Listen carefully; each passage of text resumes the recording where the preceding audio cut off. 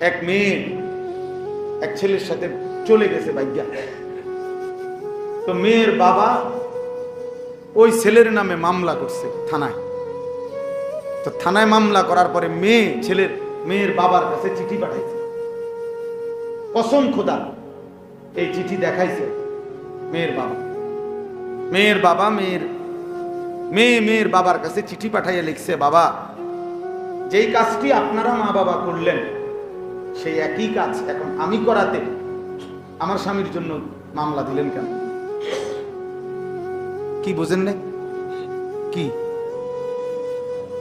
মানে এরা বাপ মাও কি এক সময় এরকম পলাইয়া আজ্ঞা বিয়ে করছে, সেই ঘরের মেয়ে এটা। তা এখন মেয়েও আরেকটা ফলার লয়ে ভাগছে। মেয়ের প্রশ্ন হইল, আপনাকেও দুজনে যে এরকম করলেন, একই কাজ তো আমিও করলাম, আমার বেলায় কি করলেন কেন, মামলা করলেন কেন? কি জবাব? এর থেকে জুতার ফিডার কি লাগে? এরপরে আর জুতার ফিডার কি লাগে বলেন? এই জন্য ভাইয়া মনে রাখো দোস্ত, এই বেনামাজি জিন্দিগি, এই অসভ্যতা, এই মোবাইলের অস্থিরতা, এই নারীর ছবি, খোদার কসম মনে রাখো আখেরাত তো আছেই, দুনিয়া তো এর খেসারত দিবে। এই অপমান, এই বেইজ্জতি তোমাকে চোখে দেখে যাইতে হবে। তোমার সন্তান তোমারে ফিরাই দিবে, তোমার বংশধর তোমারে ফিরাই দিবে, তোমার খানদানের কেউ তোমারে ফিরাই দিবে।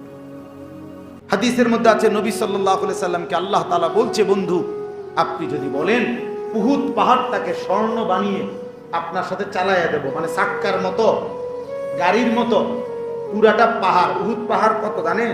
8.5 কিলোমিটার লম্বা, 8.5 কিলো লম্বা উহুদ পাহাড়।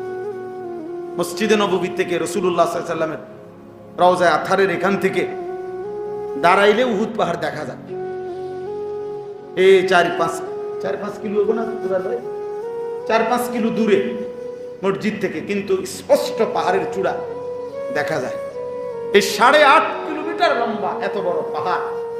আল্লাহ বলছে, বন্ধু আপনি বললে এটা পুরাটারে স্বর্ণ বানিয়ে আপনার সাথে এটা চলবে, মানে লগে থাকবো, আর এটা লগে আপনার যখন যা লাগবে আপনি শুধু নিবেন। আল্লাহ নবী সাল্লাল্লাহু আলাইহি সাল্লাম বলছেন, আল্লাহ আমি চাই আশবাউ ইয়াওমান ওয়া আজুউ ইয়াওমান, আমি চাই এক বেলা পেট ভরে খাবো, আরেক বেলা অভুক্ত থাকবো, ক্ষুধার্ত থাকবো। যে বেলা খাবো সে বেলা আপনার শুকর আদায় করব, আর যে বেলা ক্ষুধার্ত থাকবো ওই বেলা আপনার জন্য সবর করব, বিনিময়ে শুকরের পুরস্কারও নেব, সবরের পুরস্কারও নেব।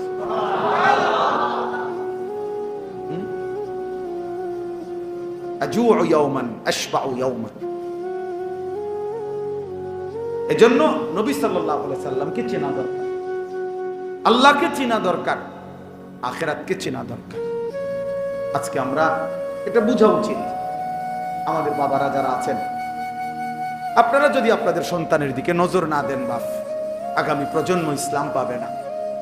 সবাই যদি সবার ঘরে ছেলে মেয়ে স্ত্রী সন্তানকে এইভাবে বদ্দিনের মধ্যে ছেড়ে দেন, চোখের সামনে আপনার ছেলেটা এক ওয়াক্ত নামাজ পড়ে না, মেয়েটা পর্দা করে না, স্ত্রী পর্দা করে না, ঘরের মধ্যে প্রতিদিন রঙিন টেলিভিশনে নাচ গান নাটক সিনেমা চলে, এরপরে প্রত্যেকটা সন্তানের হাতে একটা একটা বড় মোবাইল, যখন তখন যা মন চায় তা দেখতেছে, নারী ছবি, উলঙ্গ দৃশ্য, অশ্লীল জিনা ব্যভিচার।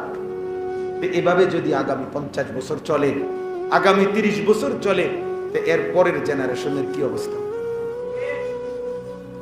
বলেন। আপনারা তো কিছু নামাজ পড়েন, কিছু আল্লাহ বিল্লাহ করছেন মনে করেন, কারণ আপনার ছেলে আপনার নাতি তে যদি কোনোদিন খোদার 365 দিনে সেই ছেলেটা যদি কোনোদিন ফজরের নামাজ না পড়ে, তো তার হাতে যেই জেনারেশন আসবে, মানে তার সন্তান যখন আসবে আল্লাহ দিলে, তো তার হালাত কি হবে বলেন ভাই? ইনসাফ কি বলে? তোমরাই ছেলেরা বলো ভাই, তোমাদের পরবর্তী জেনারেশনে কি হবে? আল্লাহ চাইতো তো তোমরা এই অবস্থায় থাকবা না। হায়াত বাঁচলে, আল্লাহ দয়া করলে তো তোমরা বিয়ে শাদী করবা, তোমাদের সন্তান হবে। কিছুদিন আগে আমাদের কুমিল্লা মুরাদনগরের একজন আলেম দ্বীন বলছেন, বড় আলেম, এক মেয়ে এক ছেলের সাথে চলে গেছে বাইজ্ঞা। তো মেয়ের বাবা ওই ছেলের নামে মামলা করছে থানায়। তো থানায় মামলা করার পরে মেয়ের বাবার কাছে চিঠি পাঠাইছে। কসম খোদা, এই চিঠি দেখাইছে মেয়ের বাবা মেয়ের বাবার কাছে চিঠি পাঠাইয়া লিখছে, বাবা, যেই কাজটি আপনারা মা বাবা করলেন সেই একই কাজ এখন আমি করাতে আমার স্বামীর জন্য মামলা দিলেন কেন? কি বুঝেন না? কি মানে এরা বাপ মাও কি এক সময় এরকম পলাইয়া ভাগ্যা বিয়ে করছে, সেই ঘরের মেয়ে এটা। এখন মেয়েও আরেকটা পোলার লইয়ে ভাগছে। মেয়ের প্রশ্ন হইল, আপনাকে দুজনে যেরকম করলেন একই কাজ তো আমিও করলাম, আমার বেলায় কি করলেন কেন, মামলা করলেন কেন? কি জবাব? এর থেকে জুতার ফিডার কি লাগে? এরপরে আর জুতার ফিডার কি লাগে বলেন? এই জন্য ভাইয়া মনে রাখো দোস্ত, এই বেনামাজি জিন্দিগি, এই অসভ্যতা, এই মোবাইলের অস্থিরতা, এই নারীর ছবি, খোদার কসম মনে রাখো, আখেরাত তো আছেই, দুনিয়া তো এর খেসারত দিবে। এই অপমান, এই বেইজ্জতি তোমাকে চোখে দেখে যাইতে হবে। তোমার সন্তান তোমারে ফিরাই দিবে, তোমার বংশধর তোমারে ফিরাই দিবে, তোমার খানদানের কেউ তোমারে ফিরাই দিবে। মনে রাখ, নবী সাল্লাল্লাহু আলাইহি ওয়াসাল্লাম বলেন, যখন কারো লজ্জা নাই, হায়া নাই, শরম নাই, তুমি যা ইচ্ছা তাই করো। যার লজ্জা চলে যায়, হায়া চলে যায়, আল্লাহ নবী সাল্লাল্লাহু আলাইহি সাল্লাম বলছেন, ঠিক আছে, যা নাফরমান, তুই যা মন চায় তাই কর। তোমার যেহেতু শরমে নাই, লজ্জাই নাই, তো যা ইচ্ছা তাই করো। এইটাই হাদিস। এই কথা বলে তিনি চলে গেছেন। এই যুবক মুহাম্মদ ইবনে মাসলামা, বাজারের এই উশৃঙ্খল যুবক, তৎক্ষণাৎ বসে গেছে, মানে ওইখানে বসে গেছে আর কি। এবার আর উঠে না। তো সাথের ছেলেগুলো বলতেছে, বস চলেন, উঠেন।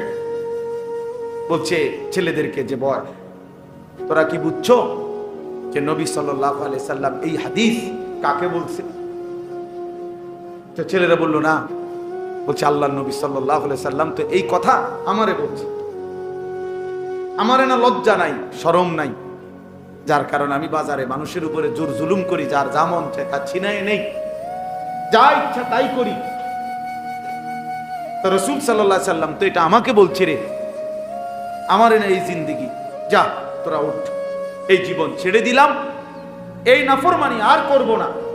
এরপরে উনি এই হুজুর ইমাম শুবা, ওনার দরবারে গিয়ে তওবা করে আবার নতুন করে হাদিস শেখা শুরু করছে।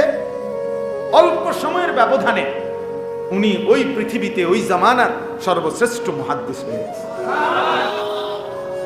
আবু দাউদ হাদিসের 6টা কিতাব আছে, আপনারা জানেন না? নাম শুনছেন না যে হাদিসের 6টা বড় প্রসিদ্ধ বিখ্যাত কিতাব আছে? বুখারী শরীফ, মুসলিম শরীফ, তিরমিজি শরীফ, আবু দাউদ শরীফ, নাসাই, ইবনে মাজাহ। এই আবু দাউদ শরীফের মধ্যে হাদিসের বর্ণনাকারীদের নামের মধ্যে বারবার এই যুবক মুহাদ্দিসের নাম, মুহাম্মদ ইবনে মাসলামা আল কানাবী। তাহলে কি বোঝা গেল? এক হাদিস জীবন বদলে দিছে, এক আয়াত ওই ডাকাতের জীবন কি করে দিছে। এজন্য মনোযোগ দিলে এক কথায়ও আল্লাহ নবী সাল্লাল্লাহু আলাইহি সাল্লামের অথবা কোরআনের জীবন পাল্টায় যাইতে পারে। এজন্য সবাই মিলে মনোযোগ দিলে বরকত হবে। এবার আমার দ্বিতীয় কথা হলো, তোমরা যে কয়জন ছেলে হাতে মোবাইল, এগুলো সব নামা। একজন ছেলেও আর হাতে মোবাইল ধরে ভিডিও বা রেকর্ড করা যাবে না, আমি নিষেধ করলাম। এই ছেলে নামো, নামো। যার পছন্দ হয় না তুমি বাইরে যাও। আমার কথা যদি মানতে কষ্ট হয় উঠে চলে যাও ভাইয়া, ঘুমাইলে ভালো। রাত হইছে অনেক, ঘুমায় গেলে কোনো সমস্যা নাই, ঘুমানো কোনো অপরাধ না। ঘুমানো কোনো কবিরা গুনাহ না, তো ঘুমায় যান।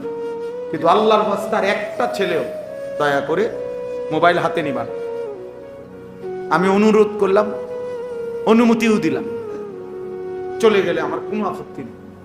আমি কোনো ভোটে দাঁড়াইছি না যে ভাইয়া আমার কোনো জনসমর্থন দরকার, আমার কোনো মার্কা দিয়ে আসছি না, আমি ইলেকশনের ওয়ার্কিং করতেছি না, ভোটে দাঁড়াইবার ইচ্ছাও নাই, কাজে আমার এই মানসিকতাও নেই।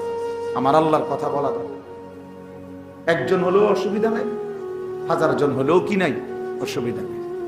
সংখ্যা কোনো বিষয় না, সফলতা কিংবা ব্যর্থতা সংখ্যার মধ্যে নয়, আল্লাহ গ্রহণ করার মধ্যে, আল্লাহ গ্রহণ করার মধ্যে। কোরআনুল কারীমের মধ্যে আছে সূরা ইয়াসিনের মধ্যে 3 জন রাসূল, সূরা ইয়াসিনে একটা ঘটনা আছে, অদরিব লাহুম মাসালান আসহাবাল কারইয়া ইয জাআহাল মুরসালুন। এখানে একটা ঘটনা আছে। এই ঘটনা হলো যে 3 জন রাসূল আমাদের নবীর আগে আল্লাহ প্রেরণ করেছেন একটি এলাকায়। একটি এলাকার মানুষকে 3 জন রাসূল দিন রাত আল্লাহর দ্বীনের দাওয়াত দিছে, কালেমার দাওয়াত দিছে। বিনিময়ে এই 3 জন রাসূলের হাতে পুরা সময়ে কালেমা পড়ে ইমানদার হইছে কেবল একজন। কয়জন? এই একজনই ইমানদার হইছে, সির্ফ একজন। ওয়াজা মিন আকসাল মাদিনাতি রাজুলুন, একজন লোক। তাইলে বলেন 3 জন রাসূলের দিন রাত আল্লাহর দিকে দাওয়াতের বিনিময়ে ঈমানওয়ালা হইল একজন, তাহলে এটা কি ওনাদের ব্যর্থতা? কথা বলেন না কেন? ব্যর্থ ওনারা? এজন্য সংখ্যা কোনো বিষয় না, একজন না 1000 জন এটা কোনো দেখার বিষয় না। আল্লাহর দ্বীনের কথা বলতে পারা, আল্লাহর দ্বীনের কথা শুনতে পারা, আল্লাহর দ্বীনের কথার আয়োজন করা, দ্বীনের যে কোনো ফিকির করা, এটাই সৌভাগ্য, এটাই সওয়াব, এটাই নেকি। এখানে সংখ্যা কোনো কি নয় বিবেচ্য, পরিচিতিও কোনো দরকারি কিছু না। সবাই চিনলে সফল, সব মানুষ না চিনলে ব্যর্থ, এটাও কোরআন সুন্নাহ না। বুঝেন নাই কথাটা? যেমন মনে করেন কোরআনুল কারীম, এটা এই কোরআনে পুরা কোরআন শরীফে নবী এবং রাসূলের নাম আছে 25 জন। 25 জন নবী এবং রাসূলের নাম কোরআনে আছে। কতজন? তো এখন আপনারা বলেন যে নবী রাসূল মোট কি 25 জন? 1,24,000 নবী এবং রাসূল, এই বর্ণনাটাও যদি ধরা হয় কেমন? তো তাইলে 25 জনের অতিরিক্ত যাদের নাম নাই কোরআনে, ওনারা ব্যর্থ। তো ওনার নাম তো আমরা জানলাম না। পৃথিবীর কোন কিতাবে 10,000 নবীর নাম নাই, 5,000 নবীর নাম নাই, 2,000 নবীর নাম নাই, কোথাও নাই, কেউ জানে না। তো ওনাদের নাম যে কেউ জানে না, কারণ ওনারা কি ব্যর্থ? তো তাইলে সবাই চিনতে হইব, এটা কি জরুরি? মালিক চিনলেই। কোরআনুল কারীমের মধ্যে পুরা কোরআনে সাহাবীর নাম আছে শুধু একজন। কয়জন? সির্ফ একজন সাহাবীর নাম আছে, ওনার নাম হলো যায়েদ। ওই সাহাবীর নাম নবী সাল্লাল্লাহু আলাইহি সাল্লামের পালক পুত্র ছিলেন যায়েদ ইবনে হারেসা। এই যায়েদ ফালাম্মা ক্বাদা যায়েদুম মিনহা ওয়াতারা, সূরা আহজাবের মধ্যে আছে। এই একজন সাহাবীর নামে আছে কোরআন। তো আবু বকরের নামও নাই, ওমরের নামও নাই, ওসমানের নামও নাই, আলীর নামও নাই, হাসান হুসাইনের নামও কোরআনে নাই। তো ওনারা ব্যর্থ? কথা বলেন না? তাই তো সাহাবী শুধু একজন, নবীজির সাহাবী একজন, কোরআন শরীফে শুধু একজনের নাম। এই জন্য দিন বড় জিনিস, ইসলাম বড়। আমার আল্লাহর কাছে গ্রহণযোগ্য হওয়া, আল্লাহ পাক খুশি হওয়া আমাদের সবার জন্য বড় পাওয়া। এটা আল্লাহর সন্তুষ্টি। ওয়ারিদওয়ানুম মিনাল্লাহি আকবার। কোরআনুল কারীমে আছে আল্লাহ তাআলা বলেন ওয়ারিদওয়ানুম মিনাল্লাহ, আল্লাহর পক্ষ থেকে যে সন্তুষ্টি আকবার, সেটাই হচ্ছে সবচেয়ে বড়। আল্লাহ খুশি হলেন, আল্লাহ গ্রহণ করলেন, আল্লাহ নিলেন, তো এটাই বড় পাওয়া। যদি আমাদের আখিরাত বুঝে আসে। হ্যাঁ, যদি মনে করি আমার জীবনের চাওয়া পাওয়া কেবল দুনিয়া, তাইলে ভিন্ন বিষয়। দুনিয়াতে আমি পদ পাবো, পদবি পাবো, সুনাম হবে, সুখ্যাতি হবে, মিছিল হবে, স্লোগান হবে, মানুষ চিনবে, হ্যাঁ, সবার কাছে পরিচিত হব, তাইলে দুনিয়াই চাইলাম। কিন্তু আল্লাহকে যদি কেউ চায়, আখিরাতকে কেউ যদি চায়, নবী সাল্লাল্লাহু আলাইহি সাল্লামকে কেউ যদি চায়, তাহলে খোদার কসম তাকে আখিরাতের জন্যই অপেক্ষা করতে হবে। কোরআন শরীফে আছে নবীজি সাল্লাল্লাহু আলাইহি সাল্লামের বিবিদেরকে আল্লাহ তাআলা বলছে, নবীর স্ত্রীদেরকে একটা প্রসঙ্গে আল্লাহ তাআলা বলছে সরাসরি, ওয়া ইন কুনতুন্না তুরিদিনাল্লাহ ওয়া রাসূলাহু ওয়াদ দারাল আখিরাহ। আল্লাহ বলছে, হে নবীর বিবিরা, তোমরা যদি আল্লাহকে পেতে চাও, রাসূলকে পেতে চাও, তোমরা যদি আখিরাতের ঘর জান্নাত পেতে চাও, তো ফাইন্নাল্লাহা আ'আদ্দা লিল মুহসিনাতি মিনকুন্না আজরান আযীমা। তাহলে আল্লাহ সমস্ত নেককার নারীদের জন্যই আখিরাতেই সর্বোত্তম বিনিময় জান্নাত প্রস্তুত করে রেখেছেন। আখিরাত থেকে নিতে হবে, আখিরাত থেকে নিতে হবে, আখিরাত থেকে নিতে হবে। হযরত ওমর রাদিয়াল্লাহু তাআলা আনহু, আমরা সবাই নাম জানি কিনা? আজ-জুহাদু মিআতুন, একটা আরবি কিতাব আছে, ওই কিতাবে আমি পড়ছি।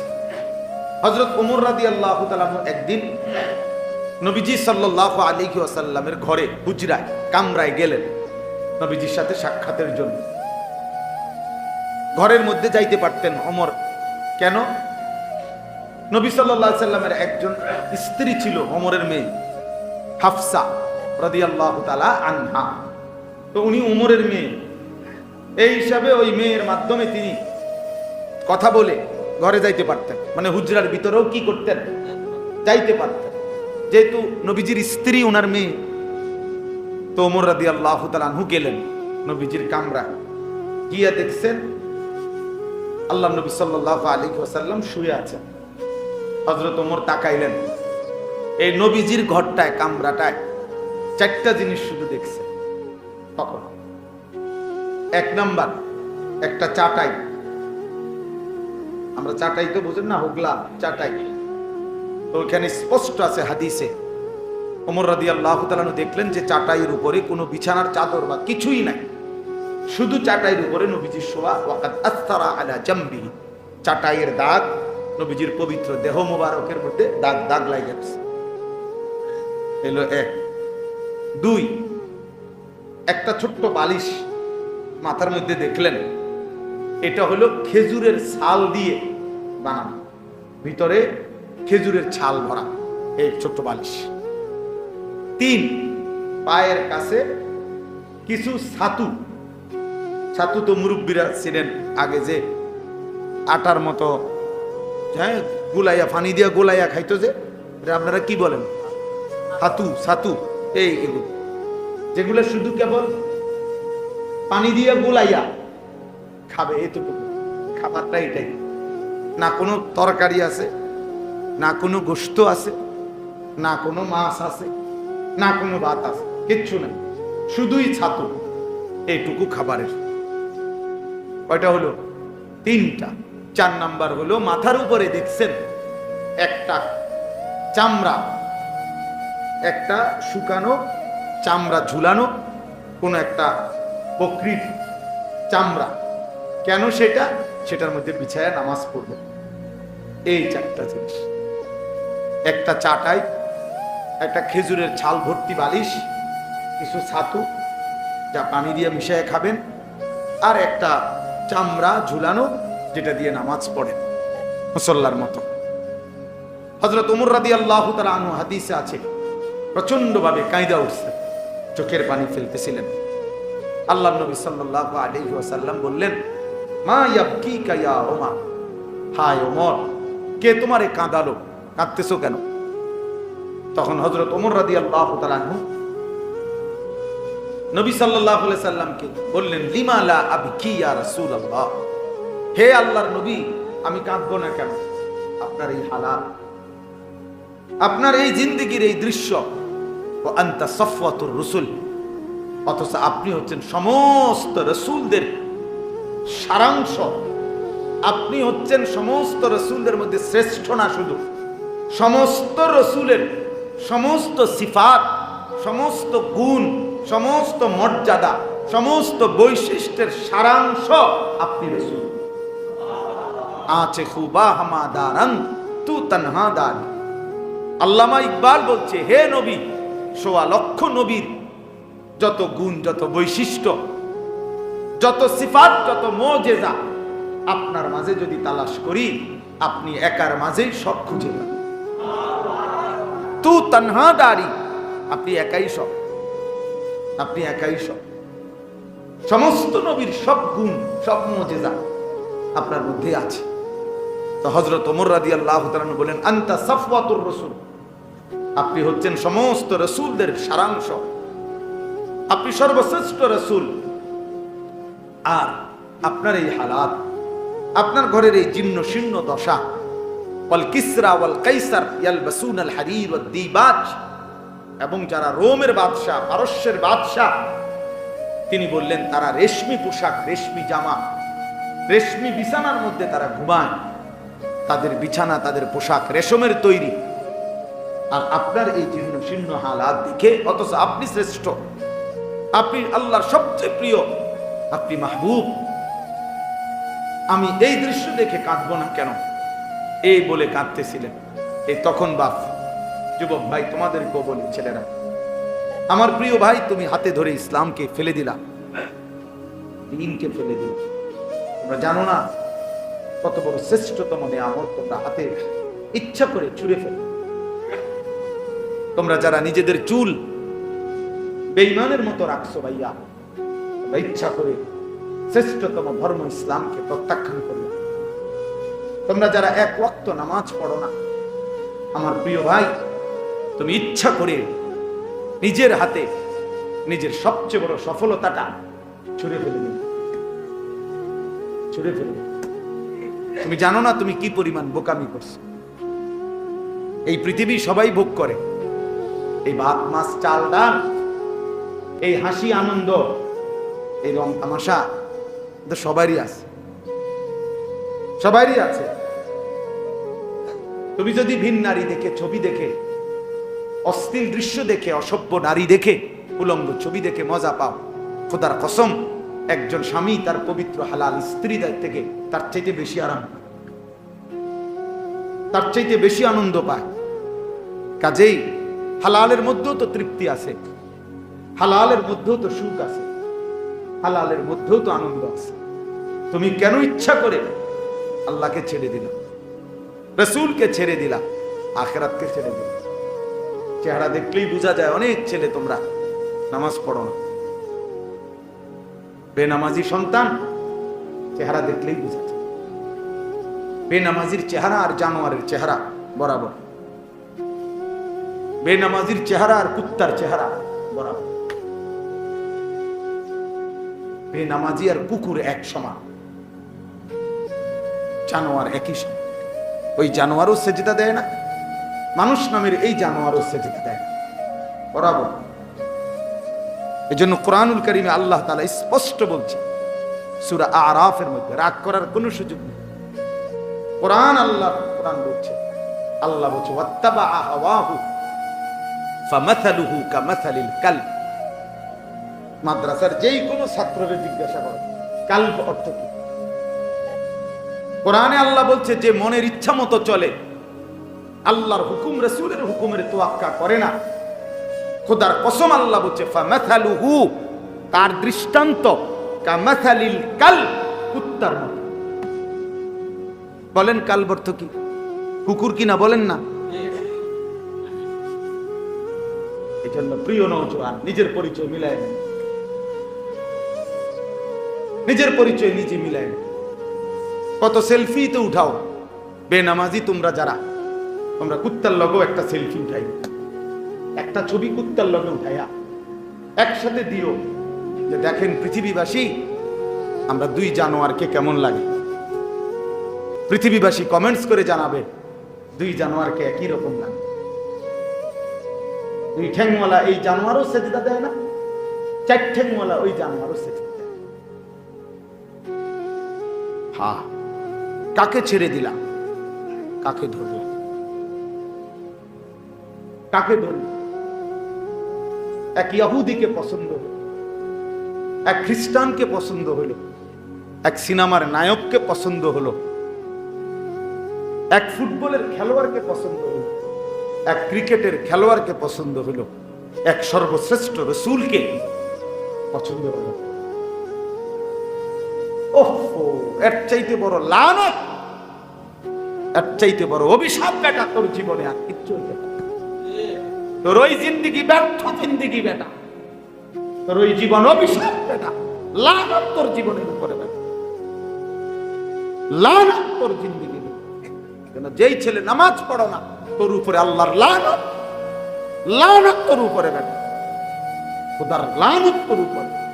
কেন সেজদা দিবি না? তোর মালিক তোরে বানায় নাই,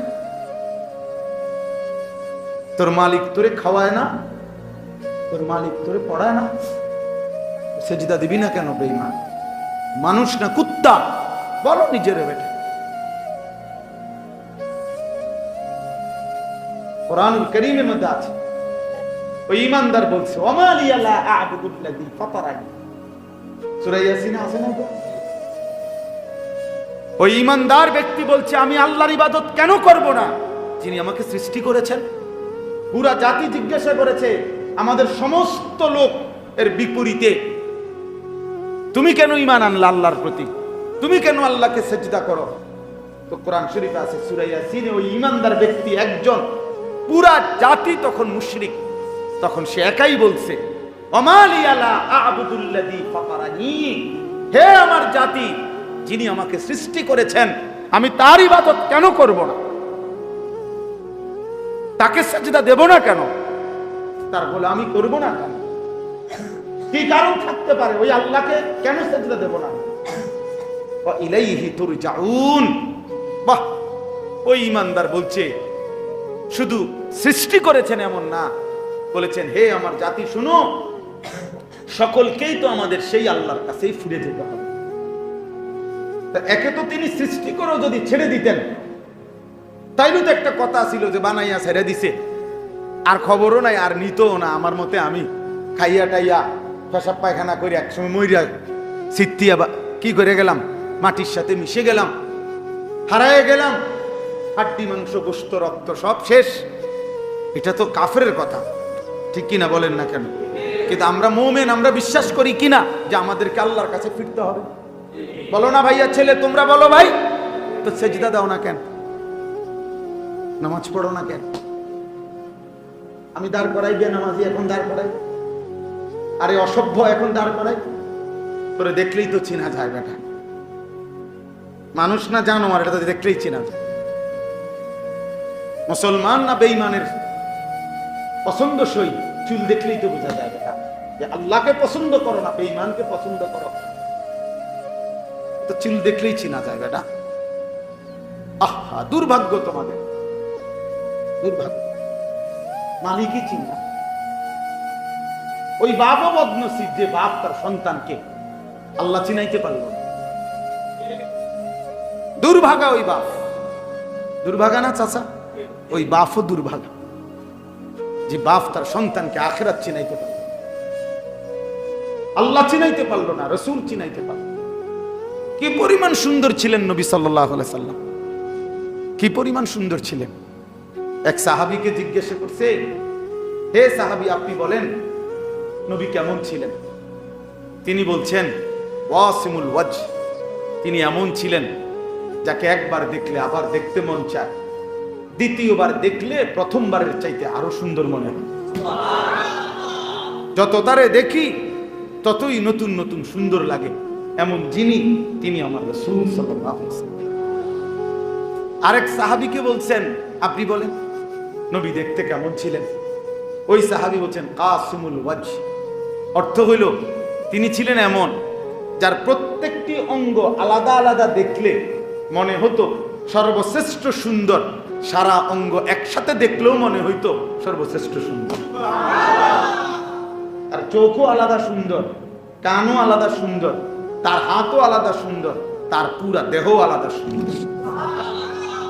এক মানুষে দেখবেন যত সুন্দর মানুষই হোক, যত সুন্দরী নারী হোক, কারো হয়তো চেহারা খুব সুন্দর কিন্তু আঙ্গুল ছোট বড়, পায়ের আঙ্গুল একটু অন্যরকম, মানে একটা না একটা ত্রুটি আছে, কোনো না কোনো একটা কি আছে, ত্রুটি আছে। আল্লাহ তাআলা নবী সাল্লাল্লাহু আলাইহি সাল্লামের পবিত্র দেহ মুবারককে এভাবে বানিয়েছেন যে তার প্রত্যেক অঙ্গ আলাদা আলাদাও সর্বশ্রেষ্ঠ, সারা অঙ্গ একসাথে সর্বশ্রেষ্ঠ। সর্বশ্রেষ্ঠ, এত সুন্দর ছিলেন নবী সাল্লাল্লাহু আলাইহি ওয়াসাল্লামের চুল।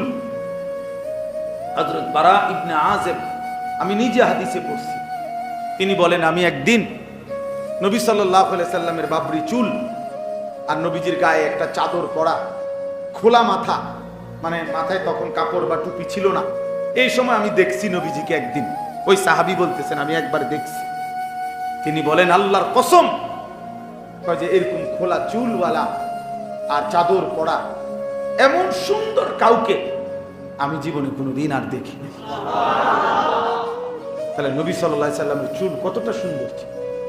আহ, বেঈমানের মতো চুল রাখে, বেঈমানের মতো চুল রাখে, ইহুদির মতো, খ্রিস্টানের মতো, হিন্দু বৌদ্ধ নাস্তিক মুরতাদের মতো।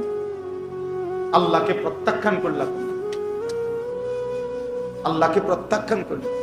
ব্রাজিলের খেলোয়াড় মুসলমান না, আর্জেন্টিনার খেলোয়াড় মুসলমান না, সিনেমার নর্তকী চরিত্রবান না, সিনেমার নায়ক চরিত্রবান হইতেই পারে না।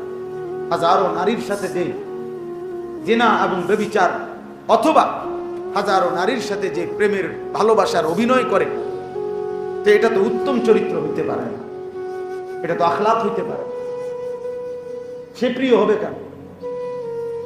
সে প্রিয় হবে কেন? আমি অনুরোধ করি ছেলেরা, বাপ, প্রিয় ভাই, আর কোনোদিন যদি মনে করো আসলাম না, একবারই আসছি, মনে করো একবারই শোনো, এই চুল সুন্দর করো। পৃথিবীতে জালেম, নাফরমান, পাপী এই হিসাবে খাতায় নাম উঠাইও না, আল্লাহর অবাধ্য হইও না, লাঞ্ছিতই হবা। তাইলে ওই কথা ফিরে আসেন। আল্লাহ নবী সাল্লাল্লাহু আলাইহি সাল্লাম যখন ওমর রাদিয়াল্লাহু তাআলা কাঁদতেছিলেন, তো নবী সাল্লাল্লাহু আলাইহি সাল্লাম তখন ওনাকে সান্ত্বনা দিয়ে বললেন, এই একটা কথা বললেন, এটার জন্য এই কথাটা বলছি। নবীজি তখন বললেন আমা তারদা আন তাকুনা লানাল আখিরা ওয়া লাহুমুদ দুনিয়া। সুবহানাল্লাহ। নবীজি বললেন ওমর, তুমি কি এই ব্যাপারে, মানে এই কথার উপরে খুশি হবা না যে আমরা আখিরাত থেকে নেব, ওরা দুনিয়া থেকে নেক? সুবহানাল্লাহ, কেমন সুন্দর কথা বলছে। মানে ওই কাফেররা, ওই বেঈমানরা কিসের থেকে নেক? দুনিয়া থেকে নেক। আমরা কই থেকে নেব? আন তাকুনা লানা, লানা মানে আমাদের জন্য, আল আখিরা, আমাদের জন্য হোক আখিরাত, ওয়ালা হুমুদ দুনিয়া, আর তাদের জন্য হোক কি? তুমি রাজি হবা না? কাঁদো কেন? তো হাদিসে আছে হযরত ওমর রাদিয়াল্লাহু তাআলা তখন চোখের পানি মুছে তখন তিনি বলেন ওয়াল্লাহি ইন্নী লারাদিন ইয়া রাসূলুল্লাহ, হে আল্লাহর রাসূল, হ্যাঁ আল্লাহর কসম আমি এতেই রাজি। ঠিক আছে, আমরা আখিরাত থেকেই নেব, বেঈমান দুনিয়া থেকে নেক। এজন্য আমরাও আলহামদুলিল্লাহ বলি, মাদ্রাসায় পড়েছি আমরা, আল্লাহর দ্বীনের যেটুকু পারি খেদমত করি। আমাদের মসজিদের ইমামগুলো ৮,০০০ টাকা বেতন, ১০,০০০ টাকা বেতন, আমাদের মাদ্রাসার শিক্ষকদের ১০,০০০, ১২,০০০ টাকা সামান্য বেতন, তাও কতখানে, কত ৯০০, কত বাকি, কত জোরাতালি, কত কষ্টে। কিন্তু এরপরেও আমরা আলহামদুলিল্লাহ দিল থেকে বলি যে আমরা আখিরাত থেকে নেব। দুনিয়া সুদখোরকে দিয়ে দিলাম, দুনিয়া ঘুষখোরকে দিয়ে দিলাম, কিস্তিখোরকে দুনিয়া দিয়ে দিলাম, হারামখোরকে দুনিয়া দিয়ে দিলাম। যা বেঈমান, তুই দুনিয়া নে, আমি আখিরাত থেকে নেব। যা সুদখোর, তুই খা, সুদ খা, খা, তোরে দুনিয়া দিয়া দিলাম। তুই ভাঙ্গাসার তেলাপিয়া খা, তুই বাতার মাছ খা, আর পেশাব পায়খানা কর, আর ঘুমা, তুই দুনিয়া ভোগ কর, আমরা আখিরাত থেকে নেব। এজন্য মুমিন কোথা থেকে নেবে? ইমানদার আখিরাত থেকে। আল্লাহ নবী সাল্লাল্লাহু আলাইহি সাল্লাম খন্দকের যুদ্ধের দিন নবীজি সাল্লাল্লাহু আলাইহি সাল্লাম নিচে পাথর খনন করছেন, নিজে কাটা পাথর বালু সহ মাথায় নিয়ে বাহিরে ফেলছেন। ফলে হাদিসে আছে সারা শরীর নবীজি সাল্লাল্লাহু আলাইহি সাল্লামের দেহ মুবারক বালুতে একেবারে আড়াল হয়ে গেছে ওই খন্দকের যুদ্ধের সময়। তো সাহাবীরা খুব অনুরোধ করতেছিলেন, ইয়া রাসূলুল্লাহ, আপনি পাথর কাইটেন না, আপনি এই খাড়ি এগুলো টুকরি এগুলো আপনি বহন করেন না, আপনার শরীরে বালুয়ে পূর্ণ হয়ে গেছে, আপনার কষ্ট হইতেছে, আমরাই করতেছি, আপনি দাঁড়াইয়া থাকেন, শুধু দেখেন। কসম খোদার, বুখারীর হাদিস। আল্লাহ নবী সাল্লাল্লাহু আলাইহি সাল্লাম সাহাবীদের দিকে তাকিয়ে বললেন, আল্লাহুম্মা লা আইশা ইল্লা আইশাল আখিরাহ। আয় মাওলা, আমি দুনিয়ার সুখ আর আরাম চাই না, আমি শুধু আখিরাতের আয়েশ চাই। মানে সাহাবীদেরকে বললেন, সাহাবীরা, আমি দুনিয়ার আরাম চাই না, আল্লাহ তো আমার দুনিয়া পুরাটা দিতে চাইছে,